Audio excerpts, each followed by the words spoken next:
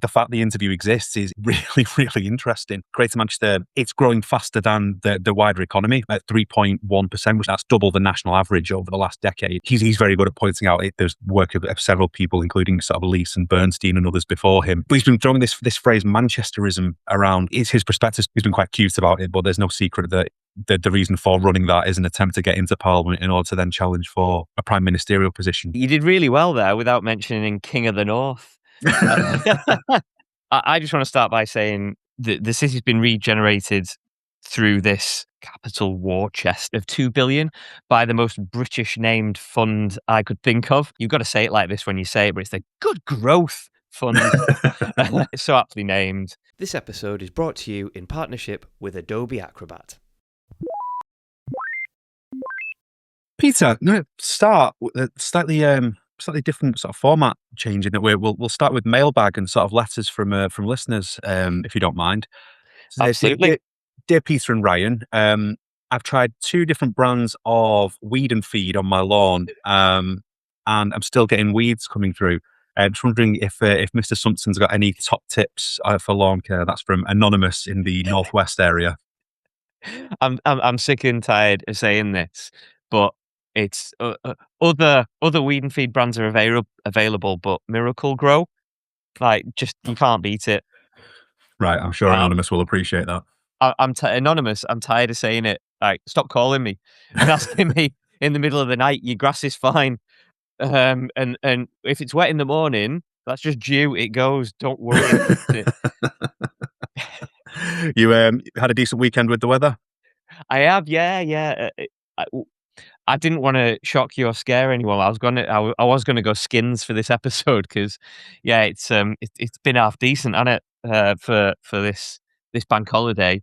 But I've decided to just go with a neutral colour for the episode. But yeah, it's been good. You can't help but smile when the weather's like this, can you? No, it's gorgeous, absolutely gorgeous. I must admit, it's make the most of it. It's going to turn, isn't it, by the time we get to next week's episode? So yeah, whatever you're doing, make sure you get outside and enjoy it. Yeah, absolutely. We should have done this remote, shouldn't we? Really, One day, walking around a park or something. I don't know. Maybe one day. Yeah, production budget would be nice, wouldn't it? Yeah, we'll see. Until right. Until then, same content that you know and love, and three interesting ones this week. We're again, slight spoiler alert, we're heavily into architecture again, which is a recurring theme for us at the minute, isn't it? It is, and I don't know if RIBA are on one or they've had a bit of time at the start of the year to write papers and reports and get involved in things, but they're pretty vocal for the right reasons. But we'll come on to that. We're going to start with Construction Inquirer, and this is about £120 billion mega framework that the government, or the Crown Commercial Service, should I say, are starting to kick off, which is interesting news. So what's your take on this £120 billion mega framework? Well, I think we've said it a few times, haven't we? This idea that central government's role as it's almost client of choice at the minute, isn't it? Given what's happening in some of the more private funded elements of the construction sector, the levels of investment just don't seem to be stopping. I know we've focused a lot on the 700 billion infrastructure side of things, but here's another seismic pot of money. And again, if you look at the Construction Inquirer article, and we'll share links obviously when we share the show, broken down into lots, there is a lot, pardon the pun, there is a lot to go at across sort of various different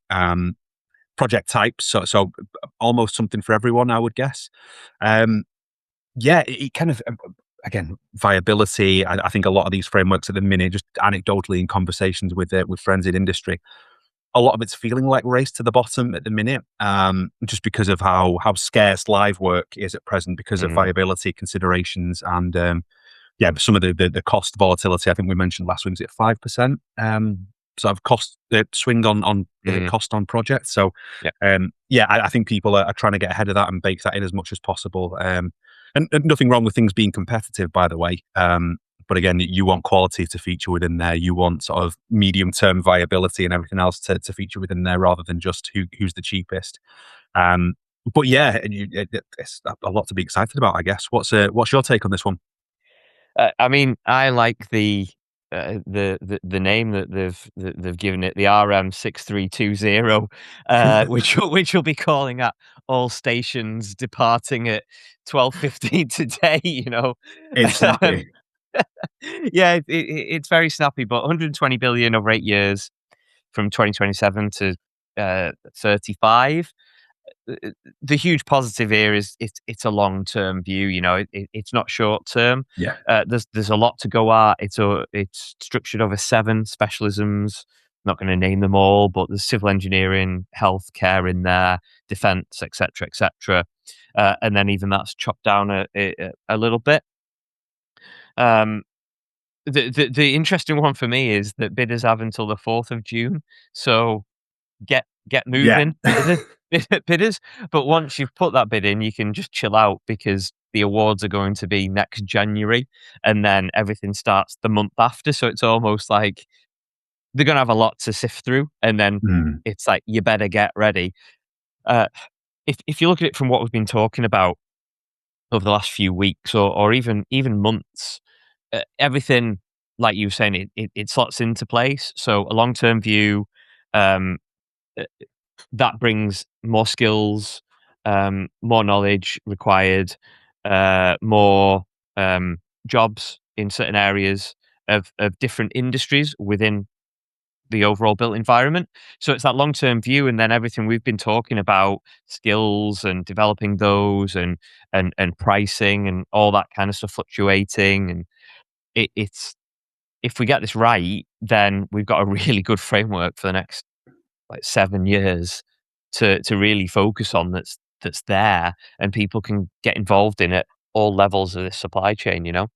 Yeah, absolutely. I noticed that they're using gold standard guidance as well. So it'll be a proper, robust process that people will have to demonstrate, again, per my earlier point, not just cost savings, but their intentions for delivery. Again, you don't want to reward people, or award people rather, these contracts that have no hope of delivering, or where the bid is just silly and it is just on a lowest cost basis. So so that's encouraging that these, there will be some robustness to the bids being submitted and the bids being selected ultimately. Yeah, the last thing we need is some more theoretical work where we have some big sums of money sat in pipeline with no hope of delivery. So yeah, it just feels like there's one of these every couple of weeks at the minute. And I don't say that from a cynical point of view. I mean, it's encouraging that we spoke about it a few weeks back with there's a piece we did on viability, wasn't there? Particularly in the context of everything that's happening in the Middle East, that no work seems to have gone anywhere. I've not seen any kind of cancellations or things being pulled. It's just everything is just moving on down the road a little bit, which isn't ideal. You'd prefer things to be moving and sort of shovels to be going into the ground. But yeah, all things considered, it still feels like there's so much pent up demand in sector that it has to go at some point, doesn't it? We keep saying it almost on a weekly basis. It's almost like this positive ticking time bomb, where we've got all this stuff going on, and at some point, you think, I'm not saying hockey stick trajectory, far from it, but there needs to be some movement, and rather than seeing insolvencies, we see this growth in the organisations that are part of these and part of other initiatives that the government are, like you said, almost on a weekly basis, churning out at the minute. Yeah, for definite. And then if the confidence is back in sector, if there's talk of peace deals in the Middle East, which I think would have a massive effect. I know a few people were saying if we can get this sorted by June, then yeah, maybe you don't lose this full year. Maybe things do just knock on a couple of months. I know, again, speaking to friends in industry, that they are flat out with frameworks at the minute and tender responses. So the work is there. It just needs some people with the confidence now to push the button. And again, I think in the short term, that's where central government comes in. Is where can these funds be deployed to maximum effect, and how do you get that money? We know the positive that construction does from an economic point of view. Once these things start to move, the jobs, the sort of value of the amenities themselves. So Yeah, I think it is. It's always the central government at the minute, isn't it, to be that client of choice, as I say, and then hopefully things can pick up the slack from there. It very much feels like it. Mm. Okay, second article, and this is back to our old friends RIBA, like we said at the start of this episode that we would do. Before we get into this, I just want to pivot onto our partners, Adobe Acrobat. This headline is RIBA calls for return of city architects. And this is from a proposed 3-year pilot program. I looked at the report and it's 28 pages long, a lot to digest. So what I did, downloaded the PDF, dropped it into Adobe Acrobat PDF Spaces, and it came up with 3 insights, of which one of them was the economic value, cost versus benefits, that this report highlights. And there's 5 of them. The total cost of this overall program is 700,000. The added value is nearly 48 million. Additional homes is only 42, which seems really small. That's quite a lot of people living there and quite a lot of building work. Tax revenue from the extra homes, those 42, would be nearly 1 million. And the direct GVA from extra house building is 4.4 million. So straight away, a lot more ROI than there is the investment on this. PDF Spaces has highlighted that for me. Our partners, Adobe Acrobat, PDF Spaces, check them out. Links in the show notes as ever. But you can get insights from any PDF web link, even a Word document, transcripts. It does it all. So check it out because I don't think you'll be disappointed. Back to the story, maybe? Mm-hmm. Yeah, well, you touched on it earlier, and I was just going to jump back onto the thing you mentioned in the intro that, a few weeks in a row now, we've had RIBA sort of coming out and taking a stance. Obviously, last week's was about the role of the architect and the lobbying for protected status there. I guess it's what every good trade organisation should do. I mean, naming no names, but there's a couple in our sort of line of work, Pete, where they just feel toothless. It's the kind of thing that people sign up to just to be able to throw a couple of letters after their name within their title, and they as a body, it doesn't really do an awful lot else beyond that. But good on RIBA for actually getting out there and sort of fighting the good fight on behalf of their members. So as I say, last week was very much about the protected status of the title. This is about a more niche role of city architects, which in essence, it's like an in-house architect within a city or regional development.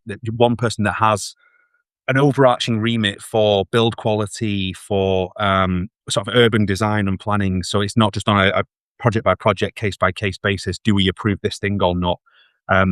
What does the area need? How do we keep quality high? What does the stock need to do, etc. And they've really made the case. They've looked at several international cities where this role exists, and to your point, Pete, within the report there, the value that's been added within these areas, but both immediately and as a result of the work. And they've taken Manchester as a bit of a test case for taking these calculations that they've observed in other cities, I think Seoul and several of the Australian cities, taking the role as it is there, theoretically transplanting it into Greater Manchester, and that's where the calculation that you mentioned, that's where these have come from, is taking that model and applying it there. Again, it's another one of those things where it seems like a no-brainer on the face of it. The more that you look into sort of how they think the role would work and the value that could be added. One of the things that's come up time and time again, I'm going to mention it again because why not? But within housing stock, 1.5 million homes.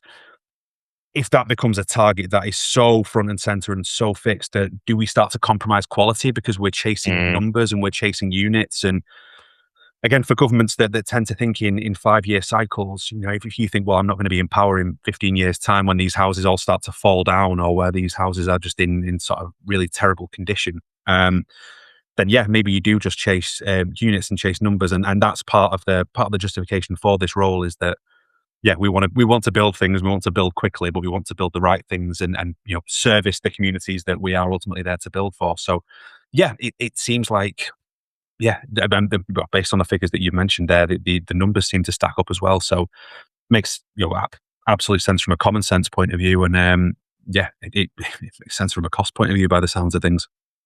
Yeah, and that projection was just a 1% increase Mm. in house building capacity, so, in which 1%, 42 homes in a certain region, it isn't a lot, and like you mentioned, there is Greater Manchester Combined Authority, which is the example, which links us nicely onto our final article, which are no spoilers there, but probably people can tell what's coming.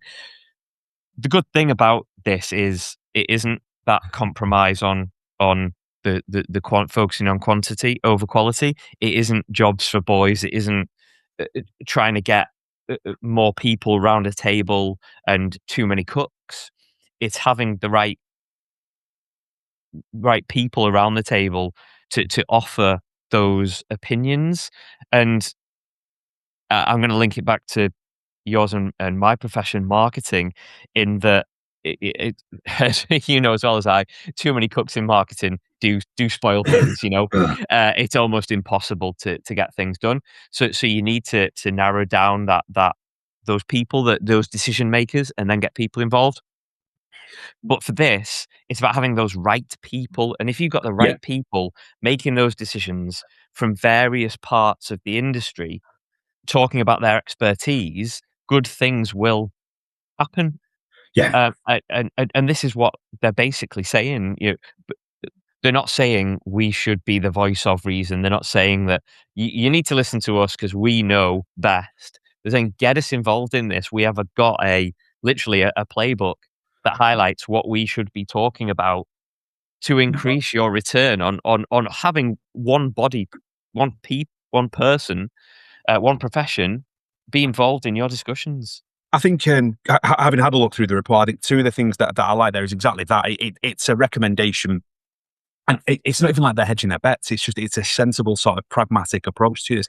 One of the things that stood out to me, and it passed me by a little bit, this, to my shame, but I didn't realize just how much planning departments at sort of regional, either combined authority or local authority level, they've been decimated. One of the stats they include in there from since 2010-11, annual spend on urban planning is down 40%. Now, if you think, say Manchester is a part of the world that I know well, having worked there for a couple of decades, how they've managed to build the volume that they have with a reduction in kind of planning investment is slightly baffling. And when I think about, again, just because it's my patch, the sort of 10-year plan that Burnham laid out last year for the region, it's ambitious. You've got the Victoria North is one of the Newtown developments that's been approved now. That's gargantuan. That's tens of thousands of units.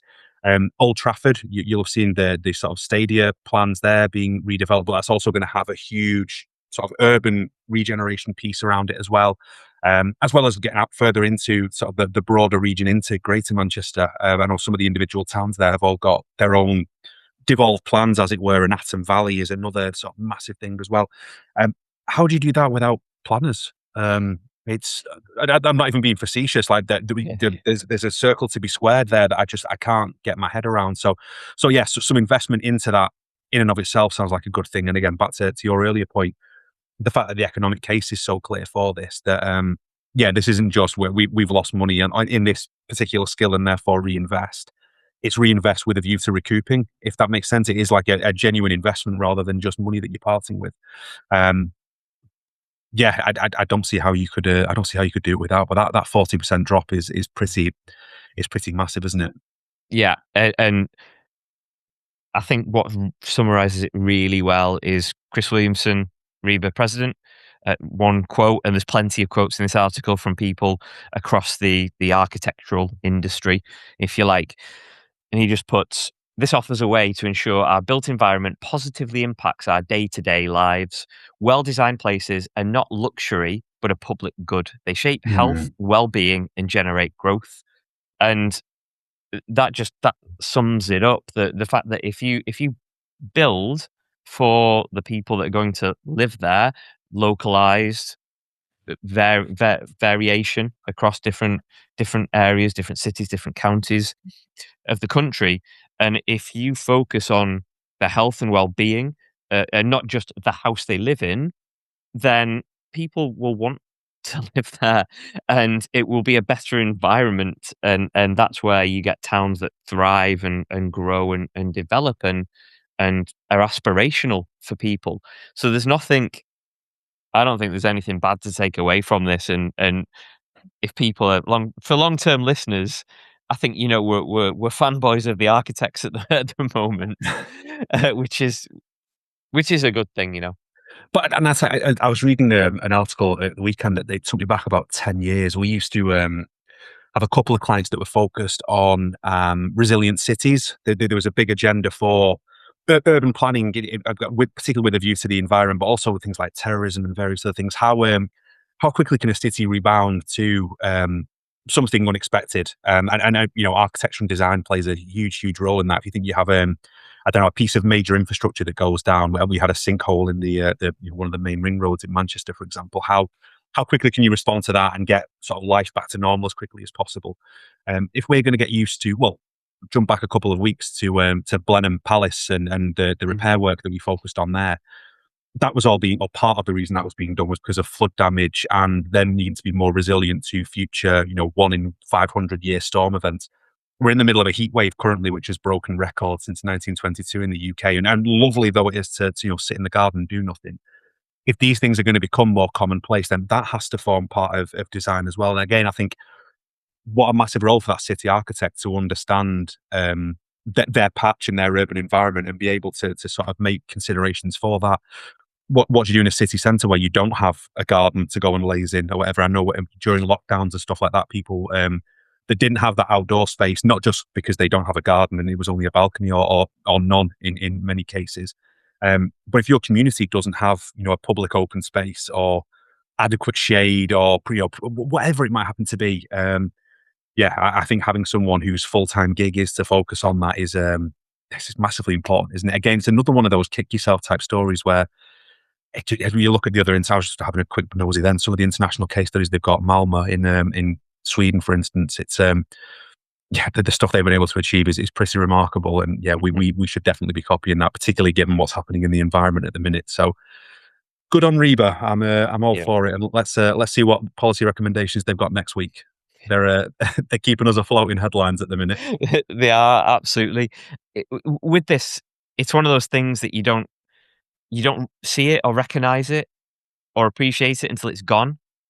With people that do live in nice areas of the country, or move into an area that's right for them and has all this parks, spaces, nice places to walk and visit and all those kind of things, and then good, well built houses on well designed streets. You don't notice it until it's not there, or there's a poorly designed area, if you like, and then you would notice it. So it's one of these things that unfortunately for people that it will benefit, will probably forever go unnoticed, because I can't remember talking to many people within regions. Not that I do, you know, maybe that's a spin-off of the podcast, but that's for another day. But I don't go to many regions and go, what do you think about the design and the environment you live in?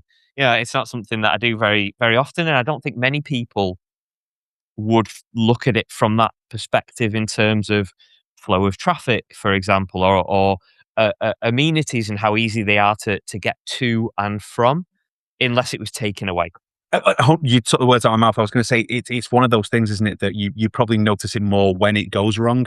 We talk about it. We've got several clients that are product manufacturers whose their product and service isn't the star of the show, but the second that it goes wrong or the second that it's absent, it suddenly becomes the most important thing on the planet. I think it's probably the same with design. How many times have you been in somewhere that is, you know, really well considered and you don't actively notice it, but you feel better for being in that space? You feel changed and feel different. And I think this is a similar kind of a thing. And I think maybe in areas where you don't notice the negative, it's either A, because it's good, or B, you've just got lucky. Again, one of the things in the report, 31% of local authorities have reported skills gaps in urban design and architecture. So it might be that some places have just gotten away with it because they've approved things on a case-by-case basis, and it just accidental cohesion, or people have just gotten used to the way that things are. But that lack of funding and that lack of skill, plus the size of target that we're chasing from a house building point of view and an infrastructure, 700 million infrastructure pot to deliver. I think that comes back to bite us on the backside if we're not careful. If we don't invest in this properly to build up that skills base and build up that capacity and have people, as I say, who are focused on their particular part of the world, then yeah, I think we're going to come unstuck quite quickly. So yeah, again, good on RIBA for highlighting this, and yeah, let's hope it gets the attention it deserves. And that leads us really nicely onto our final headline, which it kind of combines both of our headlines so far. And I don't think I've shared this with you, so this is an exclusive for you in terms of the name of this episode. So I think our first episode was Build, Baby, Build, which for obvious reasons, and that's it hasn't been our tagline, but we've mentioned it a few times. So the name of this episode is Burnham, Baby, Burnham. He is everywhere at the minute. He is indeed. So if people still don't know what I'm talking about, talking broken biscuits, this is the exclusive Andy Burnham interview by Architects Journal. And this is about his baby in a way, although he doesn't like to take full credit for it because a lot of the groundwork was done before he took his position. But this is about the amazing work that he's done in the Greater Manchester Combined Authority.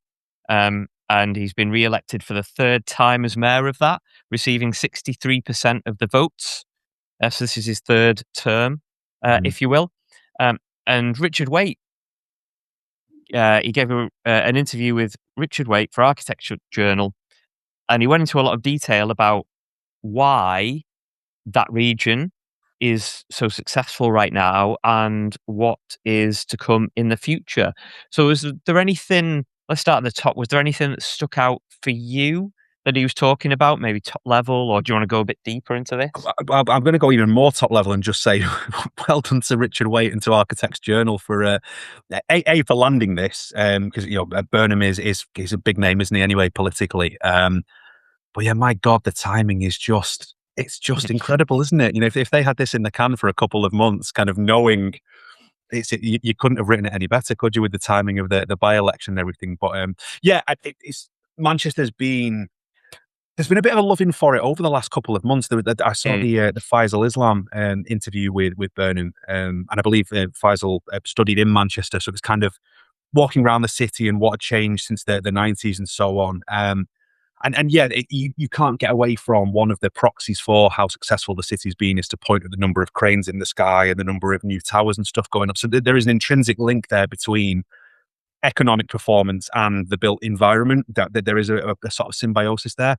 But I thought fascinating that Andy Burnham and his office had chosen an architectural title to give an interview to. And I don't even mean that facetiously. I think it's understanding where their collective sort of brain is and how important they see that is. I just thought in and of itself, before you get into the content of the interview, the fact the interview exists is really, really interesting. But yeah, there's a lot in there. I mean, Greater Manchester, it's growing faster than the wider economy at 3.1%, which it doesn't sound mad, but that's double the national average over the last decade. And again, he's very good at pointing out that there's work of several people, including sort of Lees and Bernstein and others before him. But he's been throwing this phrase Manchesterism around quite a lot at the minute. It's kind of it's his perspectives, basically, isn't it? I mean, not to divert too far away from architecture and what's in the piece, but obviously then there is a by-election happening in Makerfield at the minute. I think he's been quite cute about it, but there's no secret that the reason for running that is an attempt to get into Parliament in order to then challenge for a prime ministerial position. But Manchesterism seems to be the platform which is running, which is this kind of marriage of public and private funds in order to sort of act for the betterment of that area. And that's kind of the case he's laying out here, Pete, is the built environment plays a huge role in that. We've done it already on today's episode, and we've talked about it previously. Government acting as client and the amount of funds that are sat there. That's exactly what has happened in Greater Manchester, is that it's not been viable for local authority to build this particular thing. So we will invite the private sector in. I know Renica do very well in the city centre area. Domus do very well in the city centre area. And you can point to a lot of things and go, it's worked. And that's exactly what he does in the article. There are lots of areas of the city that were either pockets of deprivation or land that just sat unloved and unused for some time. And now there are viable assets that are built and are occupied. There's some questions about inbound investment and whether, are you creating places for people to live, or are these just investment opportunities for, pension funds, for instance, or foreign wealth vehicles, whatever the case may be, and no occupancy rates seem to be very, very high as well. I think there's a general consensus rather that Manchester city centre and other areas like Stockport have done better than other parts of the Greater Manchester region, but that's something that they're seeking to address at the minute. As I mentioned before, there is a kind of a devolved plan within the devolved plan for those areas. So, that is going to be his pitch. Is look how well this has worked in Manchester. I intend to do this at a national level, and happily for us, as I said, the built environment has absolutely played a key role in that. It's fascinating. Really, really interesting that the timing-wise is perfect. But it's really interesting that he's picked an architectural title to come and have this interview with. Yeah, you did really well there without mentioning King of the North, which I thought was good. I just want to start by saying the city's been regenerated through this. They call it a capital war chest in the article of 2 billion by the most British named fund I could think of, which is the you've got to say it like this when you say it, but it's the Good Growth Fund, which it's so aptly named. But yeah, I mean, he does hark back to his predecessors at the very start of the interview, and says that Manchester's been built over 40 years, or this is where the redevelopment started 40 years ago, and sings praises to his predecessors, like you said, Bernstein and Lees. But credit where credit's due. There's a lot of different pockets and areas that he could get involved in here. And you mentioned Stockport, and you just talk a lot about Stockport in the article as a case in point, and rightly so, because I think a lot from what I read, a lot of funding was taken away, and he's looked at it and said, no, we need to back this because we're on this. I don't want to say the word journey, but we're on this path, and if we can redevelop an area, that can be a really good blueprint for other areas. And that's basically what he's saying. We get this right, it's a really good blueprint. I think Manchester's on track to be the fourth tallest city in Europe, behind Paris and Frankfurt. I don't know whether that's a good or a bad thing. All that it says to me is that there'll be more people in that area, so that means there needs to be more investment, more amenities, better infrastructure to get people to and from, which is fantastic for the city. And harking back to the fact that it is Architects Journal that has got this interview, and our previous story about having architects front and foremost in that discussion at the very start of a project to make sure it's right for the people that are going to live there, and not just from a building blocks and all that kind of stuff, and housing and products or whatever it might be, or lowest price. It's the quality. Then I think he's onto a winner. The fly in the ointment is obviously, as you pointed out, that it's been around for years, and every time he gives an interview, it's probably a question he gets is that when's he going to make that run? And who's going to be the person that takes over? But I think, sorry to interrupt, I'd go back to the start of the article there, that his profile is massive at the minute, don't get me wrong, and there is a lot, 2.5 terms now, you'd have to give him direct credit for, but as he himself says, that this had started before him. He's been there to kind of accelerate it and to give it a face and to push it forward. But I think it's slightly bigger than Burnham. And I think one of the things that he's done well and others have done well is consensus building. I know a lot of the a lot of the bodies in Manchester, the city councils, the town councils from a devolved point of view, they've sort of combined authority, the Growth Hub, the Chamber of Commerce and others, that everyone's kind of on the same page. That it feels like that this whole idea, Manchesterism is like the new name for it. But yeah, I feel like everyone kind of broadly understands this public-private partnership and is pushing forward with that. So I mean, we'll see what happens. If he's successful in Makerfield, that will, for anyone that doesn't sort of understand how it works, that will automatically trigger a mayoral by-election. I think one of the risks there is that you don't know what colour rosette that person might wear. But again, if there is consensus, then maybe that doesn't matter all that much. I know the local election spooked a few people last week, just with how many seats change hands and a lot of councils moving into no overall control, which again, might not be a bad thing. Stockport had that for a decade and still got lots of things done because of individual deals and again that consensus building point. But and not to make this too political, but the no overall control thing I think scares people just on the basis that things might not get done, decisions might not get made, too much infighting and so on. So we'll see what happens, mate. But I think you would hope there is so much groundwork done, plans so advanced and so much consensus across these various bodies across the piece that maybe the name at the top, other than being totemic and sort of being someone to cheerlead and push things forward, maybe that doesn't matter quite as much, potentially. We'll see. Yeah, We'll see what okay. happens.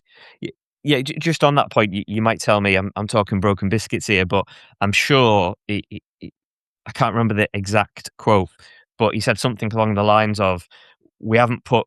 It's something like we put people first, not party, and it's all about this devolution. And they're their own, they've backed themselves to be their own bankers, to have this investment and say, look, we'll sort it, we'll deal with it. And it's, we're going to use it in the right way and everything that comes with that.